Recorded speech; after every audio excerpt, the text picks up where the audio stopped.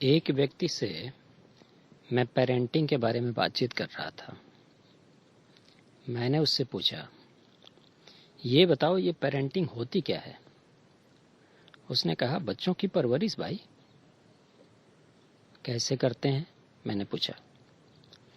अचरज से मेरी ओर देखते हुए बोला, अरे उसकी सुरक्षा, खान पान, शिक्षा, स्वास्थ्य की व्यवस्था करते हैं और उसके अच्छे बनने का माहौल तैयार करते हैं। मैंने कहा, सुरक्षा, खान पान, शिक्षा, स्वास्थ्य की व्यवस्था तो आप कर दोगे, पर माँ बाप होने के नाते उसके अच्छे बनने में आपका क्या योगदान है? अपने संस्कार देना, जीवन के बारे में अपना नजरिया, अपने अनुभव, जीवन जीने की कला सिखाना। मैंने कहा, फिर तो हर शाम फूले पेट के साथ बार बार बैठने की मुद्रा बदलना, थकान, निराशा, हर बात पे चिड़चिड़ापन, ये जिस्म में जगह बदल बदल कर होने वाला दर्द, बेमतलब डरते रहना, ये सब भी दे दोगे उसे? बात उसकी समझ में नहीं आई। मैंने कहा, ये सब तुम्हारे संस्कारों, विचारों, जीवन जीने का नजरिया, तुम्हारे अनुभव, जीने की तुम्हारी कला वगैरह से ही तो आई है।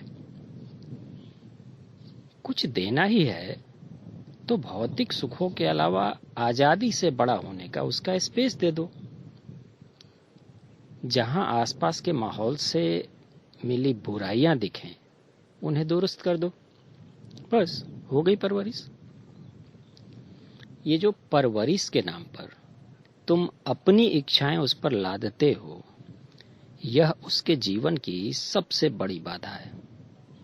तुम सोचते हो तुम उसे एक अच्छा कैरियर, एक अच्छा जीवन दे रहे हो। दरअसल तुम उससे उसका जीवन छीन ले रहे हो। वो एक ऐसे कैद खाने में है जहां सिर्फ तुम्हारे हुक्म चलते हैं और उन्हें मानने के अलावा उसके पास कोई विकल्प नहीं। उसे तो अपना कैद खाना चुनने की भी आजादी नहीं। परिवार, समाज, राज्य, ये सब कैद खाने ही तो हैं। उसे अपना अच्छा बुरा चुनने की आजादी होनी चाहिए। तुम्हारी परवरिश बस इतनी होनी चाहिए कि क्या करने से क्या हो सकता है, क्या नहीं हो सकता, उसे समझा दो। बाकी और कुछ नहीं। क्या तुम चाहोगे कि तुम्हारी इच्छाओं के बोझ तले छटपटाकर तुम्हारे कलेजे के टुकड़े के अरमान दम तोड़ दें और वह रोबोट की तरह पैसे कमाने की मशीन पर बनकर रह जाए? उसे अपनी पहचान कराने की बजाय तुम उसे पहचानो। तुम कैसे बने ये बताने के बजाय ये जानने की कोशिश करो कि वह कौन है, क्या चाहता है। मतलब? उसने मेरी ओर देखा। मतलब उसे अपनी सोच, अपने संस्कार समझाने के बदले उसकी पसंद, उसका नजरिया समझने की कोशिश करो। तुम यदि ईंट का भट्ठा चलाते हो तो उसे ये मत सिखाने लगो कि ईंटें कैसे बनती हैं। उसकी रुचि को ध्यान से पढ़ो। मान लो उसे पेंटिंग में रुचि है, तो उसे किसी अच्छे चित्रकार के पास ले जाओ और आग्रह करो कि गुरुवर इसकी पात्रता देखें और इसे इस कला का उचित ज्ञान दें। फिर वो कमाएगा क्या? उसकी शादी कैसे होगी? मैंने पूछा, क्यों? पेंटिंग से जुड़े लोगों की शादियां नहीं होती? वो कुछ कमाते नहीं, भूखों मर जाते हैं। उसने कुछ कहा नहीं, पर चिंता समझ में आ गई। उसका मंतव्य सुखपूर्वक जीवन गुजारना नहीं, अधिक से अधिक पैसा कमाना था। मैंने कहा, तुम्हारी यही मुश्किल तुम्हारे दुखी जीवन का कारण है और अपने बच्चे को भी उसी में झोंक देना चाहते हो। यह गलत होगा। वह तुम्हारा अंश है, तुम्हारे कलेजे का टुकड़ा है। यही गलती न जाने कब से करते चले आ रहे हो तुम। तुम्हारे किसी पूर्वज ने कभी यह सीख अपने बच्चे को दी, उसने अपने बच्चे को, और अब तक यही सिलसिला चला आ रहा है। बुद्धि और संस्कार के नाम पर अपनी तकलीफें, अपनी मानसिक बीमारियां एक से दूसरी पीढ़ी को ट्रांसफर करते जाने का सिलसिला। तुम्हारी आंखें बंद हैं।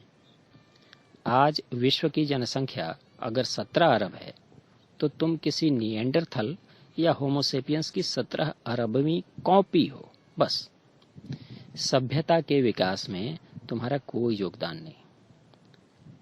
अनुभव और विचार उधार नहीं दिए जा सकते।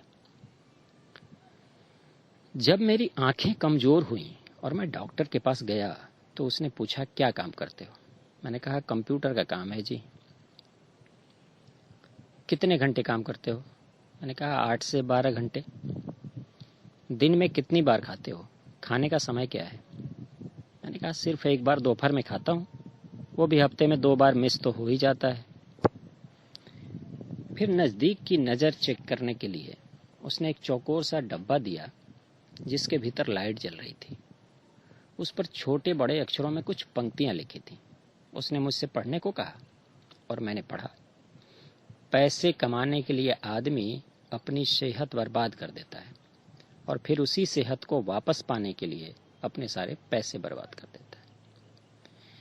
इसे पढ़ने के बाद मेरी आंखें तो नहीं पर दृष्टि जरूर ठीक हो गई।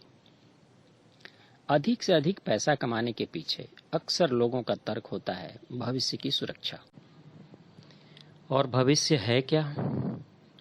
भविष्य वही है जिसका बीज हम आज बो रहे हैं। पैसे कमाने के लिए किसी के भी कहने पर ऐसे ऐसे काम करते जो चिड़चिड़ापन पैदा करता रहा, ऊब और गुस्सा पैदा करता रहा।